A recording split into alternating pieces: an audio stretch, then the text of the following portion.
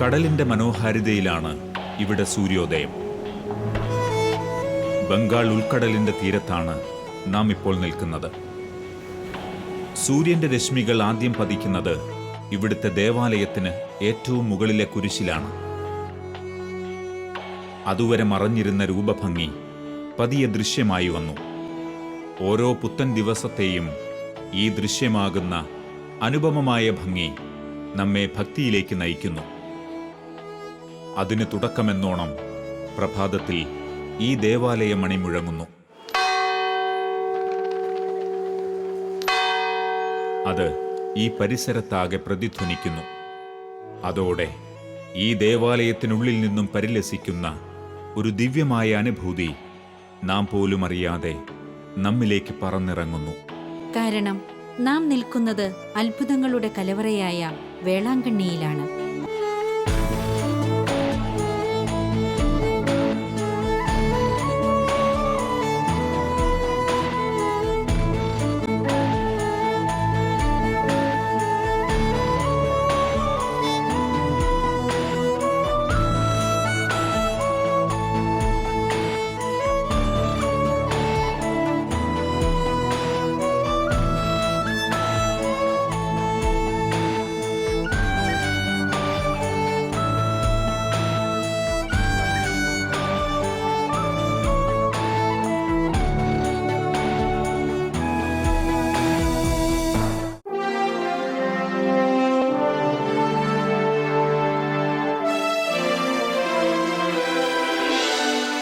വേളാങ്കണ്ണി മാതാവ് നമ്മുടെ ആരോഗ്യമാതാ. വേളാങ്കണ്ണി മാതാ തീർത്ഥാലയം സർവ മതക്കാരുടെയും ആത്മീയ ശുശ്രൂഷാ കേന്ദ്രമായിട്ടാണ് നിലനിൽക്കുന്നത്. യേശുനാഥൻ ഇങ്ങനെ അരുളി ചെയ്തു, ഞാൻ ഭൂമിയിൽ നിന്ന് ഉയർത്തപ്പെടുമ്പോൾ എല്ലാവരെയും എന്നിലേക്ക് ആകർഷിക്കപ്പെടും. പരിശുദ്ധ കന്യകാമറിയം കുരിശിൻ്റെ ചുവട്ടിൽ നിന്നുകൊണ്ട് തൻ്റെ ആത്മീയ ശുശ്രൂഷ ദൗത്യം ഏറ്റെടുത്തു. ഈ തീർത്ഥാലയത്തിൽ പരിശുദ്ധ അമ്മയുടെ സാന്നിധ്യവും അമ്മയുടെ അത്ഭുത പ്രവർത്തനങ്ങളും വഴി യേശുക്രിസ്തുവിൻ്റെ തിരുവചനം ഇവിടെ അർത്ഥപൂർണമായിക്കൊണ്ടിരിക്കുകയാണ്.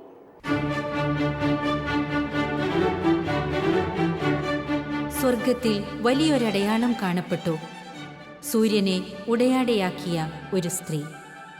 അവളുടെ പാദങ്ങൾക്കടിയിൽ ചന്ദ്രൻ, ശിരസിൽ 12 നക്ഷത്രങ്ങൾ കൊണ്ടുള്ള കിരീടം.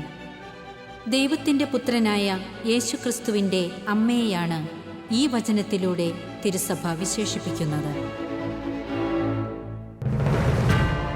നിത്യവും നമുക്കായി മാധ്യസ്ഥം നിൽക്കുന്ന നമ്മുടെ സ്വന്തം അമ്മ, സ്വർഗത്തിൻ്റെ രാജ്ഞിയായ പരിശുദ്ധ മാതാവ് നമ്മുടെ കഷ്ടതകൾ കരുതി വരുത്തുവാൻ 2 തവണ സ്വപുത്രനെ കൈകളിലേന്തി ഈ വേളാങ്കണ്ണിയിൽ പ്രത്യക്ഷപ്പെട്ടു. നമ്മുടെ വേളാങ്കണ്ണി മാതാവായ ഈ അമ്മയുടെ സങ്കേതത്തിലേക്ക് ഓടി വരുന്ന അനേകായിരങ്ങളുടെ അപേക്ഷകൾ ഒന്നുപോലും ഉപേക്ഷിക്കാതെ ഈ വേളാങ്കണ്ണിയിൽ എല്ലാവരുടെയും അമ്മയായി, തായയായി, രോഗികളുടെ ആരോഗ്യ മാതാവായി ഇന്നും ഇവിടെ വിളങ്ങുന്നു. രക്ഷാകര ചരിത്ര പ്രദർശന ഹാൾ. ബസിലിക്കയുടെ വലതുവശത്തായി ഈ ഹാൾ സ്ഥിതി ചെയ്യുന്നു. ഇവിടെ നമ്മുടെ പഴയ നിയമത്തിലെ പ്രധാന ഭാഗങ്ങളുടെ ചിത്രരചനകൾ പ്രദർശിപ്പിച്ചിട്ടുണ്ട്. ഈ ഹാളിൽ പ്രവേശിച്ചു കഴിയുമ്പോൾ ഏതാണ്ട് 1550 കാലഘട്ടത്തിൽ വേളാങ്കണ്ണിയിൽ പരിശുദ്ധ മാതാവിൻ്റെ പ്രത്യക്ഷീകരണം നടത്തിയ പഴയ കാലഘട്ടത്തിലേക്ക് നമുക്ക് പ്രവേശിക്കുവാൻ കഴിയും. ഇവിടുത്തെ അത്ഭുതങ്ങളുടെ ആരംഭത്തെക്കുറിച്ച് പറയുന്നത് 3 സംഭവങ്ങളിലൂടെയാണ്. നാഗപട്ടണത്തിന് അടുത്തുള്ള മാതാകുളത്തിനടുത്ത് ഒരു ഇടയ ബാലന് ലഭിച്ച ഒരു അത്ഭുതം പറഞ്ഞുകൊള്ളട്ടെ. ഇടയ ബാലൻ തൻ്റെ യജമാനന് പാൽപാത്രത്തിൽ പാലുമായി പോകുമ്പോൾ മാതാകുളത്തിനടുത്ത് ആൽമര ചുവട്ടിൽ വിശ്രമിക്കുമ്പോൾ ഒരു അത്ഭുത ദർശനം ഈ കുട്ടിക്കുണ്ടായി.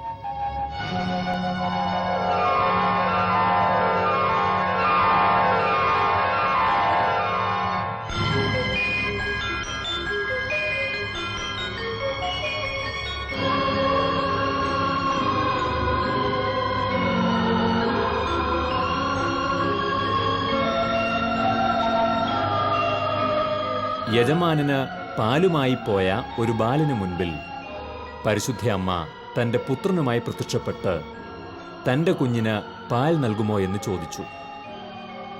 ബാലൻ ആദരപൂർവം മാതാവിന് നൽകിയ പാൽ തൻ്റെ കയ്യിലിരുന്ന തൻ്റെ പുത്രനും നമ്മുടെ രക്ഷകനുമായ ഉണ്ണീശോയ്ക്ക് നൽകി.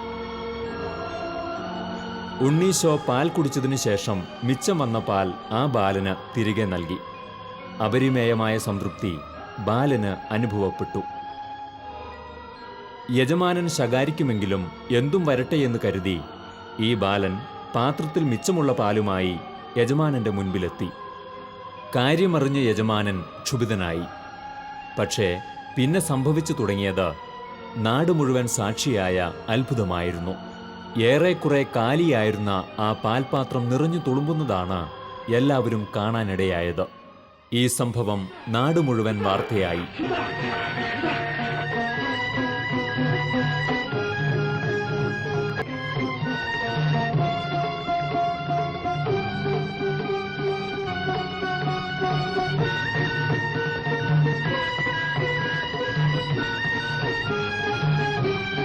കാര്യങ്ങൾ ചോദിച്ചറിഞ്ഞ യജമാനൻ പിന്നെ ഒട്ടും വൈകാതെ ബാലന് പ്രത്യക്ഷപ്പെട്ട സൗന്ദര്യവതിയായ സ്ത്രീയെയും ദിവ്യ തേജസ്സുള്ള കുഞ്ഞിനെയും കണ്ടു വണങ്ങുവാൻ ബാലനെയും എടുത്തുകൊണ്ടോടി. നാഗപട്ടണത്തിനടുത്തു നിന്നും അണ്ണാപ്പിള്ള തെരുവിലുള്ള ആ കുളക്കരയിലേക്ക് ബാലൻ അയാളെ നയിച്ചു.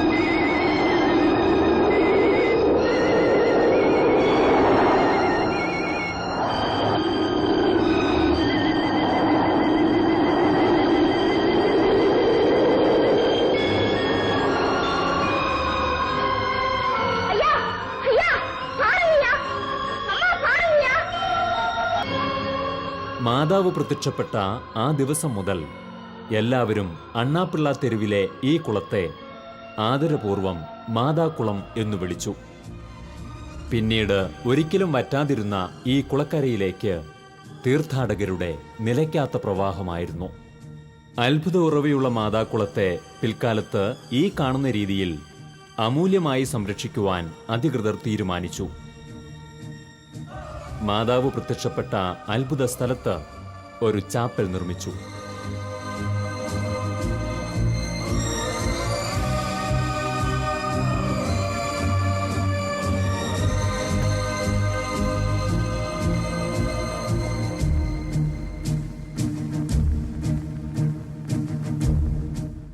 ഈ കുളത്തിൻ്റെ പ്രത്യേകത കടലിനോട് വളരെ ചേർന്ന് കിടക്കുന്ന ഈ വേളാങ്കണ്ണി ഗ്രാമത്തിലെ മറ്റ് വെള്ളത്തിൻ്റെ സ്രോതസ്സുകളിൽ നിന്നും വ്യത്യസ്തമായി ഉപ്പുരസമില്ലാത്ത ശുദ്ധജലം കിട്ടുന്ന ഒരേ ഒരു സ്ഥലം ഈ മാതാവിൻ്റെ കുളമാണ്. ഇതിൻ്റെ വളരെ പ്രത്യേകമായിട്ടുള്ള ഒരു സംഭവം, ഇവിടെ വരുന്ന എല്ലാ തീർത്ഥാടകരും ഇവിടെ നിന്നുള്ള ജലം കുപ്പിയിൽ നിറച്ച് വീട്ടിൽ കൊണ്ടുപോവുകയും രോഗികൾക്കെല്ലാം കൊടുക്കുകയും അതോടുകൂടി രോഗശാന്തി ഉണ്ടാകുകയും ചെയ്യുന്നുണ്ട്.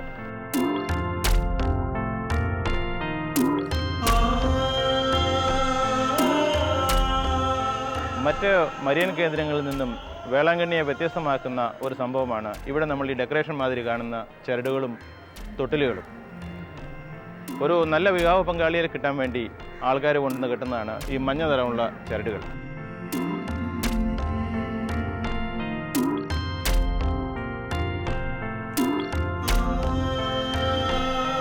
വിവാഹത്തിന് ശേഷവും 10-15 വർഷങ്ങൾക്ക് ശേഷവും കുട്ടികളുണ്ടാകാതെ എല്ലാ രീതിയിലുള്ള മെഡിക്കൽ ഹെൽപ്പും ഫെയിലാകുന്ന ഒരു സമയത്ത് ഇവിടെ വരികയും മാതാവിനോട് പ്രാർത്ഥിക്കുകയും അതിന് ഫലമായി അവർക്ക് സന്താനഭാഗ്യം ലഭിക്കുന്നതായ ധാരാളം കഥകൾ നമുക്കിവിടെ കേൾക്കാനുണ്ട്. അതിന് ഉദാഹരണമാണ് ഇവിടെ കാണുന്ന ഈ തൊട്ടിലുകളും ചരടുകളും.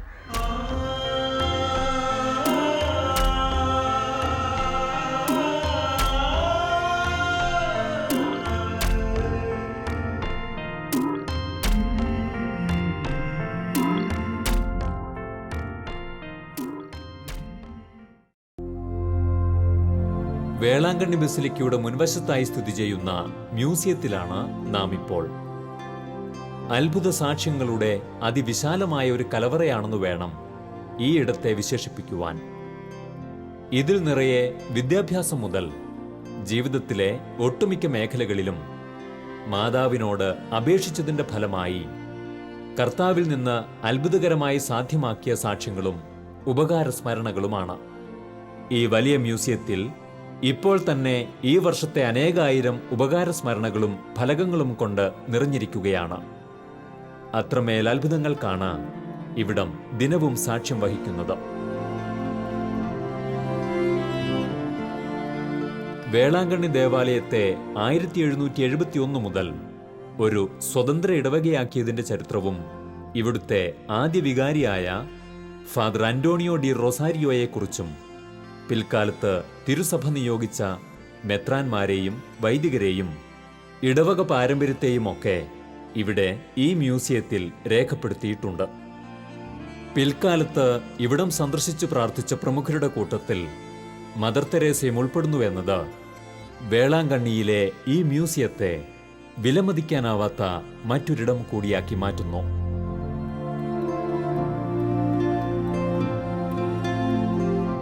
ഇവിടുത്തെ രേഖകളിൽ ഇല്ലാത്ത മറ്റൊരു അത്ഭുതമുണ്ട്. ഈ ദേശത്തെയും ദക്ഷിണ ഭാരതത്തെയും ഒന്നാകെ ദുഃഖത്തിലാഴ്ത്തിയ, നനയ്ക്കാതിരുന്നപ്പോൾ സംഭവിച്ച ഒരു ദുരന്തത്തിന്റെ പശ്ചാത്തലം. 2004 ഡിസംബർ 26 ആഞ്ഞടിച്ച് ലോകത്തെ മുഴുവൻ ഞെട്ടിച്ച സുനാമി. അന്ന് ഞായറാഴ്ച ബസിലിക്കയിൽ 9 മണിക്കുള്ള മലയാളം കുർബാന തുടങ്ങിയതിനാൽ ഒട്ടുമിക്ക തീർത്ഥാടകരും ദേവാലയത്തിനുള്ളിലായിരുന്നു. അപ്രതീക്ഷിതമായി കടൽ ഉള്ളിലേക്ക് വലിഞ്ഞതായി ചിലർ സാക്ഷ്യപ്പെടുത്തി.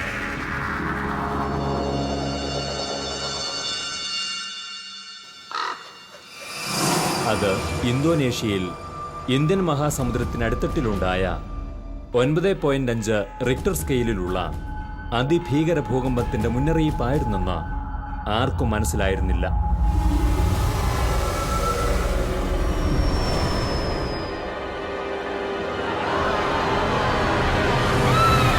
ഇത് വന്നത് ആദ്യമായിട്ട് അറിയണത് ഒന്നാണ് കാണുന്നത്. അന്ന് പള്ളിയിൽ പോയി വന്നിരുന്നപ്പോൾ ഇങ്ങനെ സൗണ്ട് കേട്ടപ്പോൾ ഞാൻ എത്തി നോക്കുമ്പോഴാണ് ഇതിൻ്റെ വരവും കണ്ടത്. അത് ഒരുമാതിരി ഈ പാമ്പിൻ്റെ പടം എടുത്ത മാതിരിയാണ് ഇത് വന്നത്. അത് എങ്ങനെയാണ് എന്താണെന്നുള്ളതൊന്നും എനിക്കറിയില്ല. അങ്ങനെ വന്ന് വെള്ളത്തിലടിച്ച് ഞങ്ങളെ കൊണ്ടുകൊണ്ട് പോയി. എൻ്റെ പേരക്കുട്ടിയും എൻ്റെ മോളും ഞാനും എല്ലാവരും പോയി. അതിൽ മോളും പേരക്കുട്ടിയും വെള്ളത്തിൽ പോയി. എന്നെ അടിച്ചുകൊണ്ട് വന്ന് ഒരു ഇതിൽ കൊണ്ടുവന്ന് വീടിൻ്റെ അവിടെ കൊണ്ടുവന്ന് ഇട്ടേക്കായിരുന്നു. അവിടെ നിന്ന് ഒരാൾ ആരാ എൻ്റെ മരുമോനാണെന്ന് തോന്നുന്നു എന്നെ രക്ഷിച്ച് അവിടെ നിന്ന് കൊണ്ടുവന്നത്. അത് കഴിഞ്ഞ് ഞങ്ങൾ പള്ളിയുടെ മുകളിലായിരുന്നു താമസിച്ചിരുന്നത്. അവിടെ നിന്ന് കാരിക്കാല എവിടേക്കോ കൊണ്ടുകൊണ്ട് പോയി. അപ്പോഴൊക്കെ അടിപെട്ട് എനിക്ക് ഓർമ്മശക്തിയൊന്നും ഇല്ലായിരുന്നു. അവിടെ നിന്ന് വന്ന് നോക്കുമ്പോൾ എൻ്റെ മോളും ഇല്ല, എൻ്റെ മോക്കടെ മോളും ഇല്ല, പേരക്കുട്ടിയും ഇല്ല. അതിന് പറഞ്ഞ് ഞാൻ കരയും. അത് അവിടുന്ന് എൻ്റെ മക്കളെ ഒന്നും കണ്ടില്ല. പിന്നെ അവരുടെ ഫോട്ടോ ആണ് എനിക്ക് കിട്ടിയത്. ആ ഫോട്ടോ എൻ്റെ കയ്യിലുണ്ട്, വെച്ചിട്ടുണ്ട്. സുനാമിയുടെ അലകൾ മറുവശത്തുള്ള നമ്മുടെ കേരളത്തിൽ ദുരന്തം വിതച്ചപ്പോൾ എത്രമാത്രം രൂക്ഷമായിട്ടായിരിക്കും ഈ കൊച്ചു വേളാങ്കണ്ണിയിലും അടിച്ചിട്ടുണ്ടാവുക എന്ന് ഈ ദൃശ്യങ്ങൾ നമുക്ക് വ്യക്തമാക്കി തരുന്നു.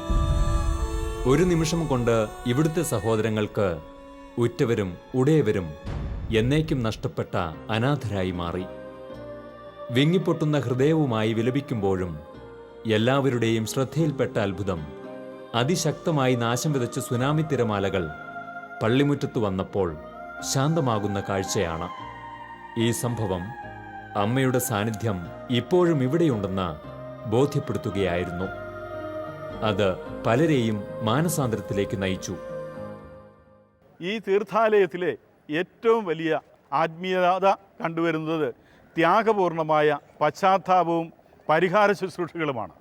അതിൽ ഏറ്റവും അനുഭവമായി നിൽക്കുന്നത് മുട്ടിന്മേൽ ഇഴഞ്ഞുകൊണ്ട് തങ്ങൾക്ക് വേണ്ടി അതിദാരുണമായി പീഡനമേറ്റ യേശുക്രിസ്തുവിനോട് താതാത്മ്യപ്പെടുവാൻ വേണ്ടി തങ്ങളുടെ ആ ശരീരത്തെ എളിമപ്പെടുത്തിക്കൊണ്ട് വേദനപ്പെട്ടു മുട്ടക്കെല്ലാം പൊട്ടി അവർ ഈ മുട്ടിന്മേൽ ഇഴയുന്ന പരിഹാര ശുശ്രൂഷ ഏറ്റവും കൂടുതൽ അംഗീകരിക്കപ്പെടുന്ന ഒരു പരിഹാര ശുശ്രൂഷയായി നിലനിൽക്കുന്നു. ഇത്രയേറെ തീക്ഷ്ണമായ പരിഹാര ശുശ്രൂഷകൾ ഇവിടെ വരുന്ന ഒട്ടുമിക്ക തീർത്ഥാടകരും നിർവഹിക്കുന്നു എന്നത് വേളാങ്കണ്ണിയെ പിന്നെയും ആത്മീയ തലത്തിൽ വ്യത്യസ്തമാക്കുന്നു. കാഴ്ചയിൽ തോന്നുന്നില്ലെങ്കിലും ഏകദേശം 1 കിലോമീറ്റർ ദൂരമുണ്ടാകും മാതാക്കുളത്തിലേക്കുള്ള ഈ പരിഹാരപാതയുടെ ദൈർഘ്യം. കൂടാതെ ഈ പാതയോരത്ത് കുരിശിന്റെ വഴിചൊല്ലി അർപ്പിക്കാനുള്ള സ്ഥലവും സജ്ജീകരിച്ചിട്ടുണ്ട്. കർത്താവ് സഹിച്ച പങ്കുപാടിലും കുരിശുമരണത്തിലും കർത്താവിനൊപ്പം സഹനത്തെ സ്വീകരിക്കുവാൻ താനും തയ്യാറാണെന്ന് അമ്മയ്ക്ക് പ്രവൃത്തിയിലൂടെയുള്ള ഒരു ഉറപ്പ്. പകരം ജീവിതത്തിലുടനീളമുള്ള അമ്മയുടെ സാന്നിധ്യം നേടിയെടുക്കാൻ.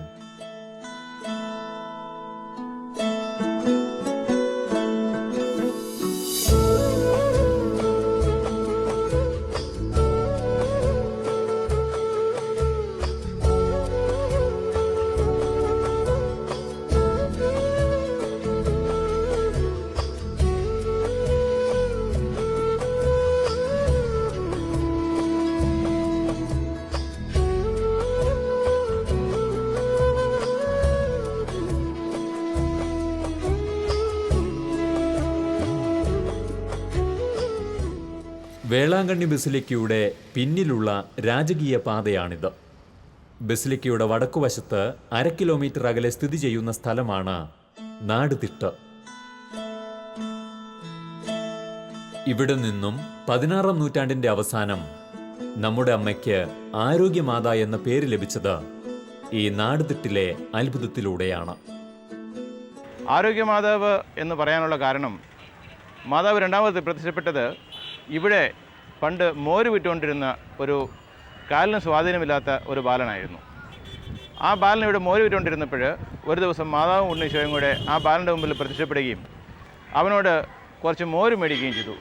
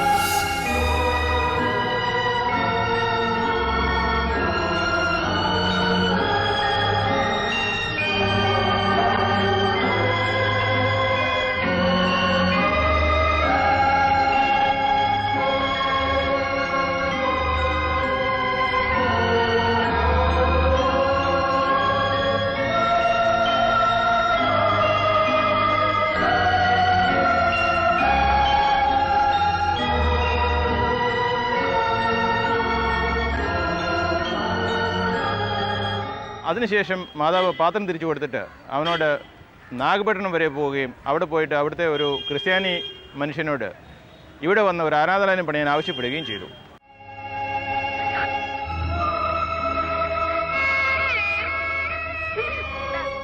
சிறுவனே எழுந்து நட.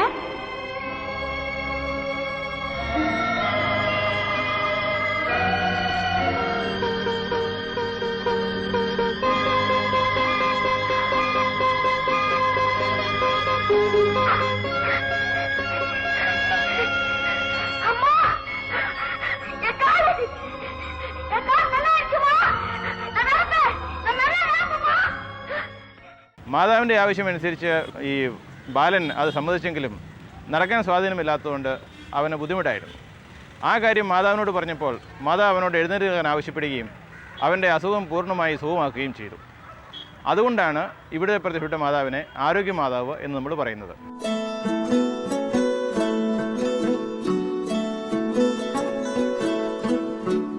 മാതാവ് പറഞ്ഞ ആ മനുഷ്യനെ കണ്ട് അയാളോട് ഇവിടെ ഒരു പള്ളി പണിയുന്ന കാര്യം മാതാവ് പറഞ്ഞതായിട്ട് അഭ്യർത്ഥിക്കുകയും ചെയ്തു. അയാൾക്ക് വിശ്വാസം വരാത്തതുകൊണ്ട് ആരാണെന്നൊക്കെ അന്വേഷിച്ചെങ്കിലും ഈ ബാലന് ഈ പ്രത്യക്ഷപ്പെട്ട ആളെപ്പറ്റി ഐഡിയ ഒന്നും ഉണ്ടായിരുന്നില്ല. കാരണം അവനൊരു ഹിന്ദു ബാലനായിരുന്നു. പക്ഷേ അവൻ ആ വീട്ടിലൊക്കെ നോക്കിയപ്പോൾ ആ വീട്ടിൽ ഇപ്പോൾ ഇവിടെ നമ്മുടെ പീഠത്തിന് മുകളിലുള്ള ആ മാതാവിൻ്റെ സ്റ്റാച്യു അവിടെയുള്ള ഒരു രൂപമായിരുന്നു.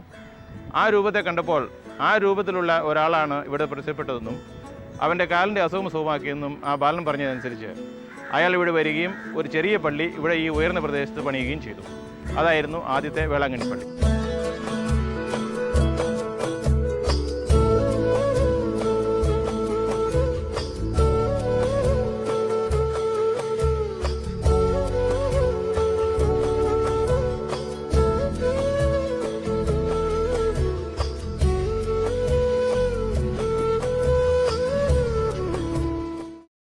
എൻ്റെ ഭർത്താവ് മദ്യപാനത്തിലും കൂട്ടുകാരും കൂടി അടിച്ചു പൊളിക്കാൻ വേണ്ടിയായിരുന്നു വേളാങ്കണ്ണിയിൽ ഇത്രയും കാലം വന്നിരുന്നത്. ആ ഒരു വിഷമത്തിൽ പ്രാർത്ഥനയോടെ ഞങ്ങൾക്ക് എന്തെങ്കിലും ഇവിടെ സന്തോഷത്തോടെ വരുവാൻ സാധിക്കുമെന്നൊന്നും ഞങ്ങൾ ഓർത്തിട്ടുണ്ടായിരുന്നില്ല. 2011 നവംബർ മാസം 18-ാം തീയതി ഉള്ള യാത്രയിൽ ഒരു ഏറ്റവും വലിയൊരു ബസ് അപകടം എന്നുവെച്ചാൽ വയറ് മൊത്തം കീറിപ്പോയിട്ട് അതിൻ്റെ ഉള്ളിൽ ആന്തരികാവയവങ്ങൾ എല്ലാത്തിനും കേടുപാടുകളും മുറിവുകളും സംഭവിച്ച് കിഡ്നി ഒരെണ്ണം കട്ടായി. അപ്പോഴും ഇതെന്തിനു വേണ്ടി മാതാവേ എന്ന് മാത്രമേ ഞങ്ങൾ വിളിച്ചിട്ടുള്ളൂ. എന്നും മുടങ്ങാതെ മാതാവിൻ്റെ മുമ്പിൽ തിരികൾ കത്തിക്കുമായിരുന്നു. അണയാതെ തിരി കത്തിക്കണ ഒരു കുടുംബമാണ് ഞങ്ങളുടെ. ഇപ്പം പുള്ളി പോയപ്പോഴും ഞാൻ പറഞ്ഞതായിരുന്നു.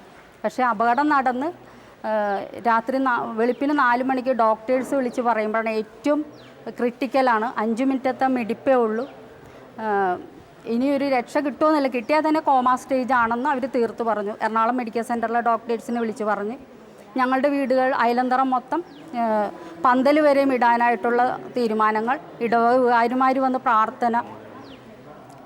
അവസാനം മധുര മെഡിക്കൽ കോളേജിലെ ഡോക്ടേഴ്സും കൈയൊഴിഞ്ഞ മട്ടായിരുന്നു.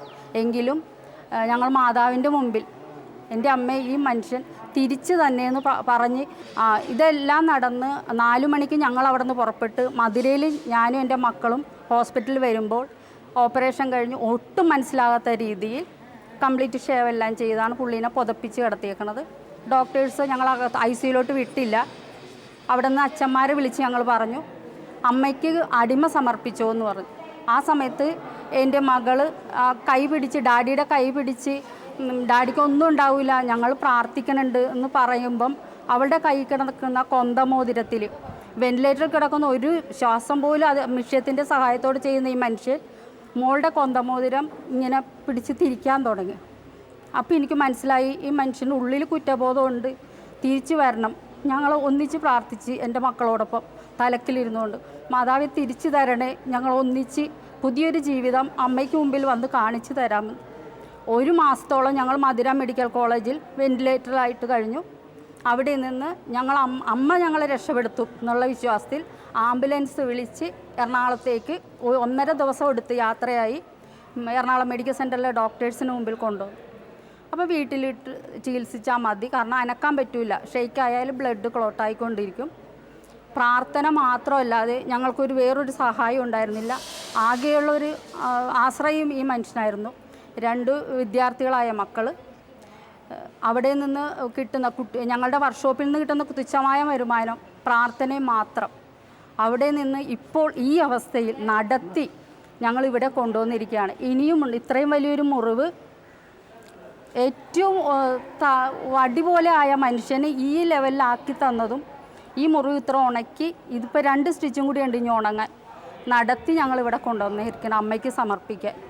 എന്നും അമ്മയോടൊപ്പം ആയിരിക്കാൻ ആഗ്രഹിച്ചുകൊണ്ട് പരിശുദ്ധ അമ്മയുടെ മാധ്യസ്ഥം വഴിയായി അത്ഭുതകരമായി കർത്താവ് ഈ മകനെ മരണക്കിടക്കയിൽ നിന്നും പിടിച്ചെഴുന്നേൽപ്പിച്ചതാണ്. ഒരു കാലത്തും ഈ കുടുംബം രക്ഷപ്പെടില്ല എന്ന അവസ്ഥയിലെത്തിച്ച കുടുംബനാഥന്റെ മാനസാന്തരത്തിലൂടെ മദ്യത്തിന്റെ ആസക്തി എന്നേക്കും ഉപേക്ഷിച്ചതിലൂടെ ഈ കുടുംബം ഇന്ന് രക്ഷ നേടിയിരിക്കുന്നു. ക്രിസ്തുവിന്റെ സമാധാനം പ്രാർത്ഥനയിലൂടെ എന്നും നിലനിർത്തുവാൻ ഇവർ ഇന്ന് ഒരുമിച്ച് പരിശ്രമിക്കുന്നു.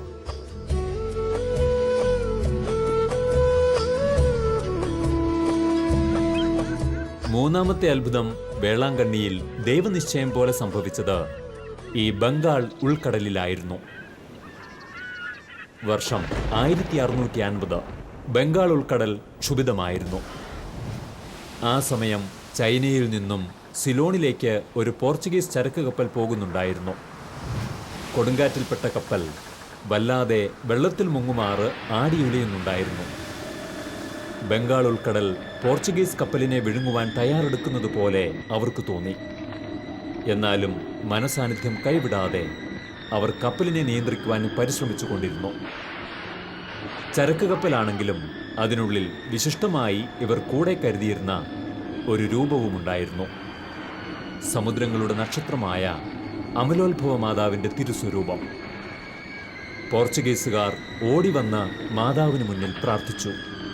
സുരക്ഷിതമായി കരയിലെത്തിക്കുന്ന സ്ഥലത്ത് തങ്ങൾ മാതാവിനായി ഒരു ദേവാലയം പണിയാമെന്ന് നേരുകയും ചെയ്തു. അത്ഭുതമെന്ന് പറയട്ടെ, ഉടനെ കടൽ ശാന്തമാകുവാൻ തുടങ്ങി. സെപ്റ്റംബർ 8-ാം തീയതി വേളാങ്കണ്ണിയിൽ പോർച്ചുഗീസുകാർ എത്തി. അവിടെ എത്തിയപ്പോൾ നാഗപട്ടണത്തെ ഒരു ക്രിസ്ത്യാനി നിർമ്മിച്ച ഓലമേഞ്ഞ ദേവാലയമാണ് പോർച്ചുഗീസുകാർക്ക് കാണാനിടയായത്. ഈ ചെറു ദേവാലയത്തെ പുനരുദ്ധീകരിക്കാൻ തങ്ങൾ തയ്യാറാണെന്ന് പോർച്ചുഗീസുകാർ ഉറപ്പു നൽകി.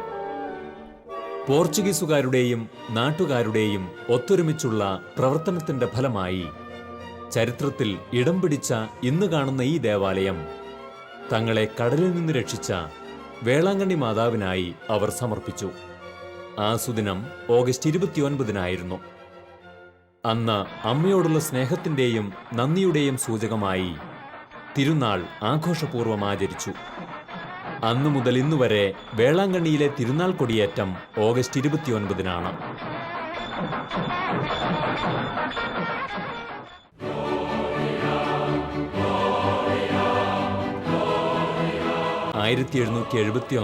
സെപ്റ്റംബറിലാണ് നാഗപട്ടണത്തിലെ ഇടവക ശാഖ എന്നതിൽ നിന്ന് ഒരു സ്വതന്ത്ര ഇടവകയായി ഉയർത്തിയത്.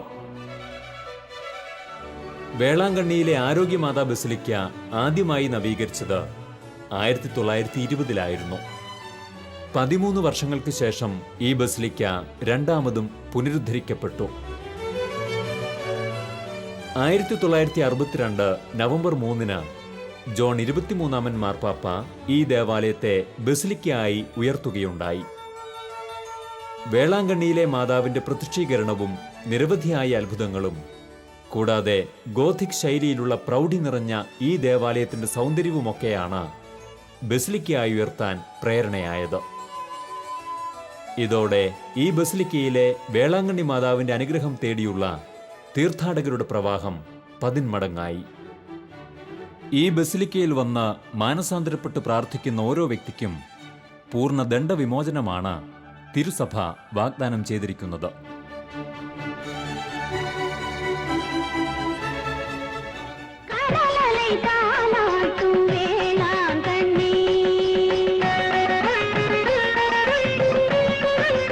തീർത്ഥാടകരുടെ വരവിന് തടസ്സമുണ്ടാകാതെയിരിക്കുവാൻ രാജ്യത്തിന്റെ പല സംസ്ഥാനങ്ങളിൽ നിന്നും വേളാങ്കണ്ണിയിലേക്ക് ടൂറിസ്റ്റ് ബസ്സുകൾ ദിവസവും എത്തുന്നു.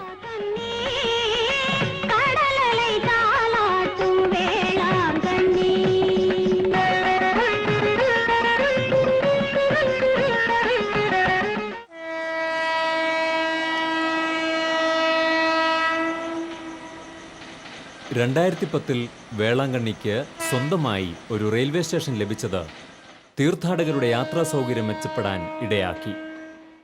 ബസിലിക്കയുടെ അതേ വർണ്ണവും രൂപവുമാണ് ഇവിടുത്തെ സ്റ്റേഷന് ഉള്ളത് എന്നത് ഒരു വൈവിധ്യമാണ്.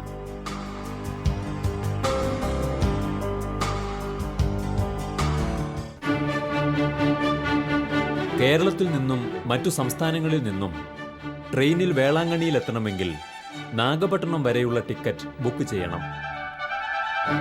നാഗപട്ടണത്തു നിന്നാണ് വേളാങ്കണ്ണിയിലേക്കുള്ള പാസഞ്ചർ ട്രെയിൻ ലഭിക്കുക.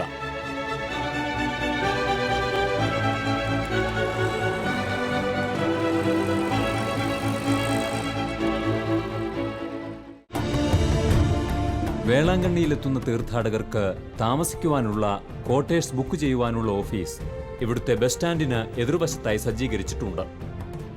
വരുന്നവർക്ക് അവരവരുടെ ആവശ്യപ്രകാരമുള്ള സാധാരണ മുറി മുതൽ എയർ കണ്ടീഷൻ മുറി വരെ ഇവിടെ ലഭിക്കും. കൂടാതെ ഇവിടെ മുൻകൂട്ടി ബുക്ക് ചെയ്യുവാനുള്ള സൗകര്യവും ഒരുക്കിയിട്ടുണ്ട്.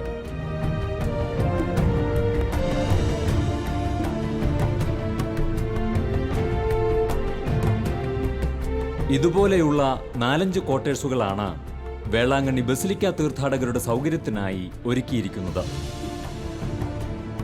വേളാങ്കണ്ണിയിലെത്തുന്നവർക്ക് ഒരു ഗൃഹാതുരത്വം ലഭിക്കുന്നതിനായി ഇവിടെ സ്വയം പാചകം ചെയ്ത് ഒരുമിച്ചിരുന്ന് ഭക്ഷിക്കാനുള്ള സൗകര്യവും സജ്ജമാക്കിയിട്ടുണ്ട്. അതിനായുള്ള പാത്രങ്ങളും ഗ്യാസും വിറകുമെല്ലാം ഇവിടെ നിന്ന് ലഭിക്കുമെന്നതും മറ്റ് തീർത്ഥാടന കേന്ദ്രങ്ങളിൽ നിന്നും വേളാങ്കണ്ണിയെ വ്യത്യസ്തമാക്കുന്നു.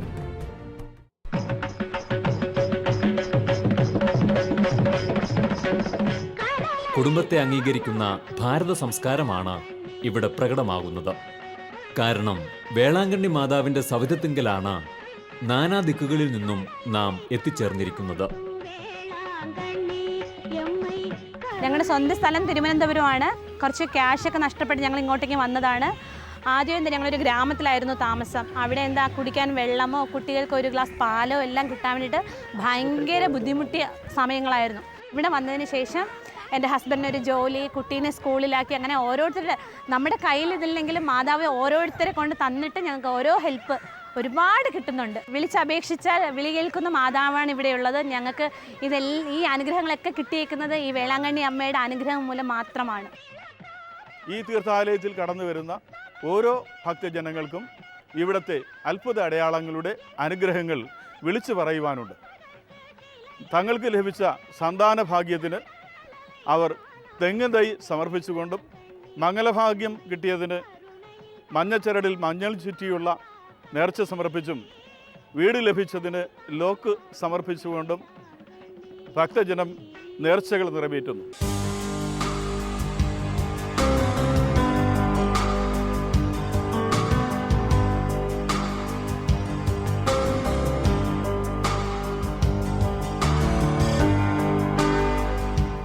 അതേപോലെ തന്നെ ശിരസ് മുണ്ഡനം ചെയ്തുകൊണ്ട് തങ്ങൾക്കുള്ള സൗന്ദര്യത്തെ ത്യജിച്ചുകൊണ്ട് യേശുക്രിസ്തുവിനോടുള്ള ഐക്യപ്പെടൽ ഇവിടെ കണ്ടുവരുന്നത്.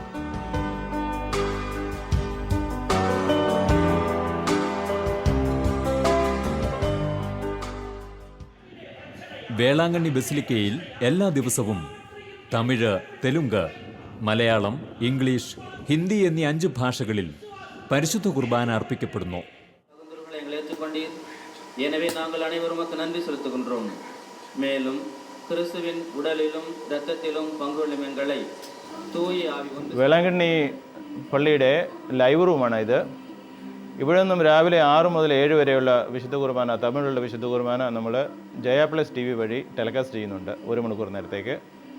ഇവിടെ പള്ളിയിൽ വരാനും ഈ കർമ്മങ്ങളിൽ സംബന്ധിക്കുവാനും പറ്റാത്ത ആൾക്കാർക്ക് വീട്ടിലിരുന്ന് കാണുവാനും വേണ്ടി അതാണ് മെയിനായിട്ട് നമ്മൾ ഉദ്ദേശിക്കുന്നത്. ഇവിടെ ഈ തമിഴ്നാട്ടിലുള്ള എല്ലാ കത്തോലിക്ക കുടുംബങ്ങളിലും ഈ കുർബാന എല്ലാ ദിവസങ്ങളിലും ആൾക്കാർ കാണാറുണ്ട്. നമ്മുടെ 2 ക്യാമറ ഉപയോഗിച്ചാണ് ഇത് ലൈവായി ടെലികാസ്റ്റ് ചെയ്യുന്നത്.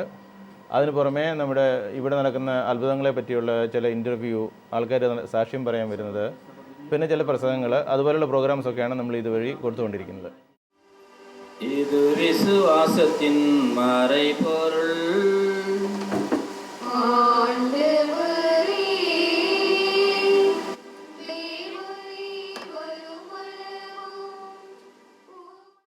ഏറ്റവും കൂടുതൽ എൻ്റെ അനുഭവത്തിൽ പറയുന്നത് കുമ്പസാരത്തിന് വരുന്ന അനേകം പെനിറ്റൻ്റായിട്ടുള്ള അനുദപിച്ച് വരുന്നവരുടെ നിരയാണ് ഞാൻ കണ്ടുവരുന്നത്.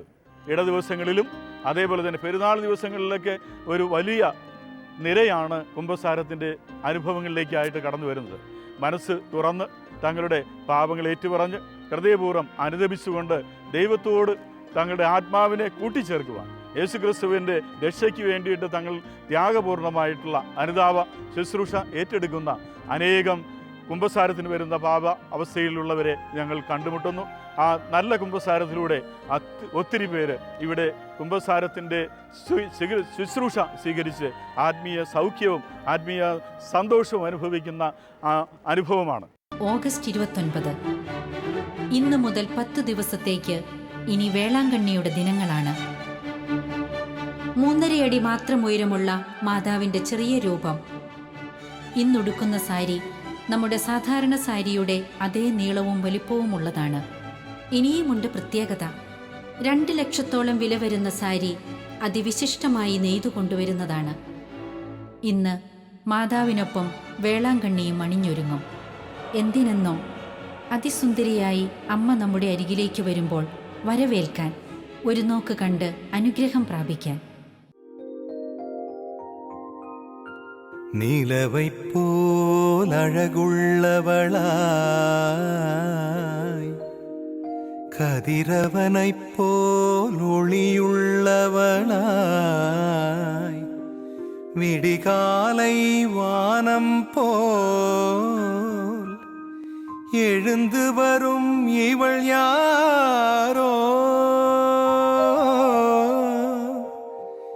எழுந்து வரும் இவள் யாரோ.